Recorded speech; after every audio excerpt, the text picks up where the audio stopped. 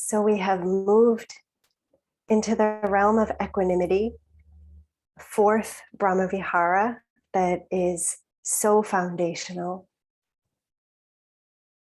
and really brings a focus on wisdom and an alignment and acceptance of how things are. And the possibility of relating to that with unshakable balance, solidity, peace, steadiness. And I'm guessing that everyone here has had moments of really feeling equanimous. What has that been like? What has that felt like? Often feels really peaceful. And like all of the Brahmaviharas, equanimity is dynamic, it's relational and fluid. Christina Feldman puts it this way. She says, like kindness, compassion, and joy, equanimity is not a state, but describes a relational way of being with life that rests upon a profound understanding of the intrinsic nature of change, unpredictability, and non-self that is at the heart of all events and experience. Profound understanding of the intrinsic nature of life. And one piece to that I think is so core to equanimity is acceptance. And as I reflected on this talk, I was like, what is acceptance? What does it actually mean? It's really a layered process that I think doesn't get enough acknowledgement for how complex and hard it can be. We know that acceptance isn't usually just cognitive or intellectual, that really accepting how things are can include grief, anger, sadness, doubt, fear, overwhelm, confusion. And that there can be a way of inviting ourselves into that honors this is really hard. My sense is that in our culture, often there's an expectation that acceptance should just be easy, one and done, right? That happened, it's in the past, let it go. Don't worry about what's going to happen, get over it. It is what it is. There are a lot of ways that we could even say some of those same things to ourselves, but with so much more interest and kindness. And in Buddhism, there are many core daily practices that focus on accepting and understanding at that deep level how life is. As David mentioned, the three characteristics of existence: impermanence, suffering, and no separate self.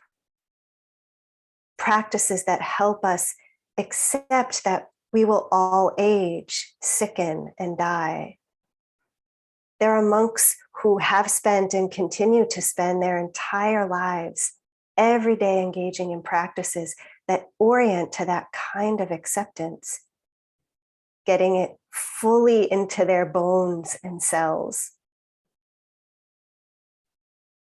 Often we can worry that accepting things may mean that we are condoning them or agreeing with them.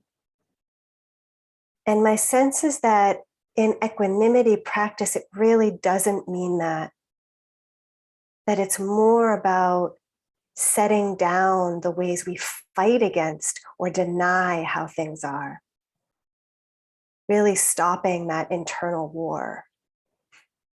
Aligning with and admitting how things are, what actually is.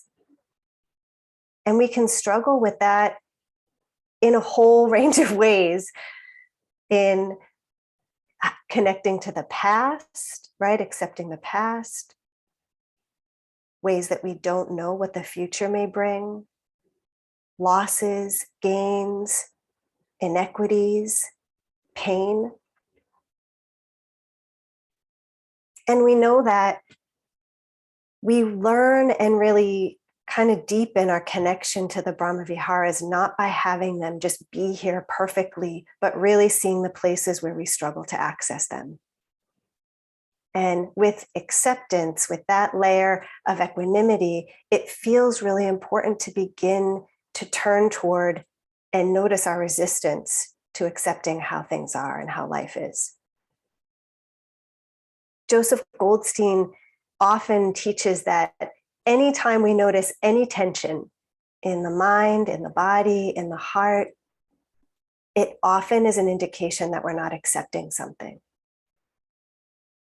And I have found that a really helpful cue for me, that when I notice tension, it indicates I'm fighting or resisting something, not allowing, not accepting. And it's really impossible to be equanimous when that's the case. And I would add that for some of us, it may not show up as tension. It may show up more for you as a checking out or a kind of distancing or dissociation. And so noticing both as they show up energetically can point us to ways that we're not accepting or connecting to how things are. And we can see resistance within ourselves or toward ourselves personally. We can see how it shows up in our relationships with others. We can see how it shows up culturally, socially, and politically. And I kind of experienced or connected with resistance in a way I hadn't expected on a retreat that was focused on equanimity. And we were invited to work with the phrase, things are as they are. So very much pointed to acceptance. And as I was practicing with it, what kept showing up was just a no. Like every time I dropped in, things are as they are, my whole body mind just said no.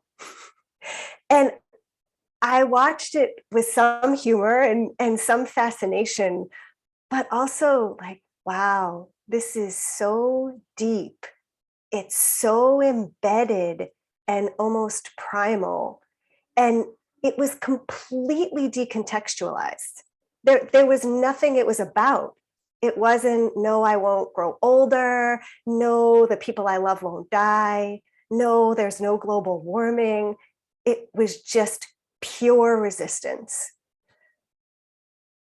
And I'm still come up against that. And it's really helpful in my path toward understanding and developing equanimity. The ways I fight and push against things and the embodied experience of that. And we come up against this, just not wanting to accept. Christina Feldman also says, we learn that our insistence that life, other people, or ourselves be other than they are has the immediate effect of intensifying the tangle. The tangle, I think this is the tension that Joseph Goldstein talks about. So we really have to get to know that resistance and how it creates that tangle and that tension. Because in order to be connected with life, fully open, wholeheartedly, wisely, and in order to take action, acceptance feels really fundamental. And as David mentioned, it's why I think acceptance is often a part of recovery processes. He shared the quote, "This too shall pass." And I had thought about the serenity prayer. God grant me the serenity to accept the things I cannot change, the courage to change the things I can, and the wisdom to know the difference. And if we don't like the word God, certainly we could change it to may I have the serenity May I have the courage. May I have the wisdom. James Baldwin said, "Not everything that is faced can be changed, but nothing can be changed until it is faced." And here again, the importance of facing, accepting, being with things, how they are. So I really invite us all to be curious about the ways that we say no, the ways that we resist or refuse to accept how things are, and how that shows up in our bodies, in our minds, in our hearts, and in our lives, and how we can really make room for it and not judge it.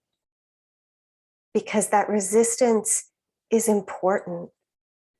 It's really trying to protect us. We know that it's really difficult to be with life as it is. And so we're going to armor. We're going to fight it and deny and dissociate in all the ways that we've learned to not really be with things or connect. And remembering that it's ongoing, alive, a process, because I might accept something very deeply, right? Really say, be willing to connect with the pain in my back. And maybe a few moments of absolute acceptance and equanimity with that. And then 2 minutes later, I'm fighting it and there's no more equanimity. So it's not that we accept something and we're done. It's really ongoing and moment to moment. And also the importance of not identifying with the resistance when it shows up, that it's not me or mine. It's just our system's protection.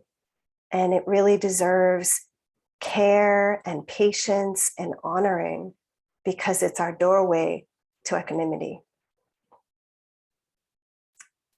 So as we move into this, begin to consider, you may already know, what do you struggle to accept? Perhaps it's a loss or illness or a pain in your body or the way a person you love behaves. Maybe how the world is, the injustices, destruction, violence. Perhaps it's not knowing how or when you may die, or how the people you love may die, or when that might happen. And we can start with the small things. We can start in small ways, which we always do as we practice the Brahma Viharas. So maybe it's breathing with a no that comes up when it's raining on a day you want to be outside. Something really simple. So we notice where we struggle and see if we can turn toward that with some curiosity and care and kindness. So thanks so much